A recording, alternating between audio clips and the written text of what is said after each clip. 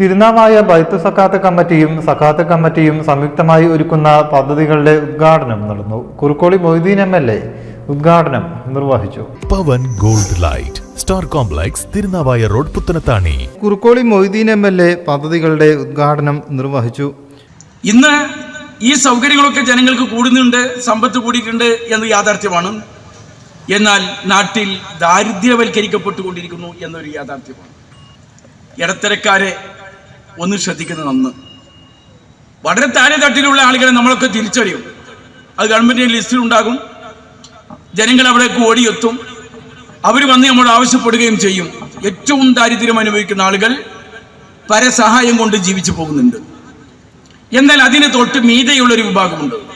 നല്ല വൃത്തിയിൽ തുണിക്കുപ്പായൊക്കെ ഉണ്ട്. അവർക്ക് വർത്തമാനത്തിലും ഇടപെടലിലും നിങ്ങളുടെ കൂട്ടത്തിൽ കൂടാനൊക്കെ അവർ എത്താറുമുണ്ട്. പക്ഷേ അവൻ്റെ ഉള്ളിലെ തീ നമ്മൾ കാണാതെ പോകുന്നുണ്ട്. ദാരിദ്ര്യവൽക്കരണം നടക്കുന്നത് വരുമാനത്തിനേക്കാൾ വലിയ ചെലവുണ്ടാകുമ്പോഴാണ്. ഇപ്പം 2 ഓട്ടോറിക്ഷ ഇവിടെ നമ്മൾ നൽകിയിട്ടുണ്ട്.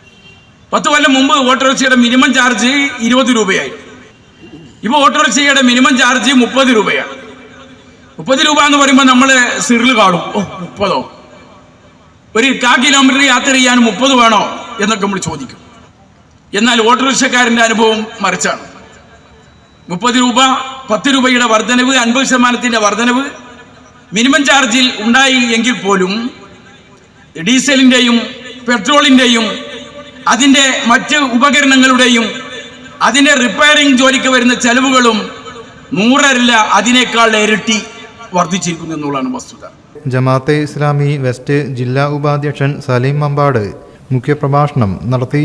പുത്തനത്താണി ഏരിയ അധ്യക്ഷൻ CP ഷമീർ ചടങ്ങിൽ അധ്യക്ഷനായി.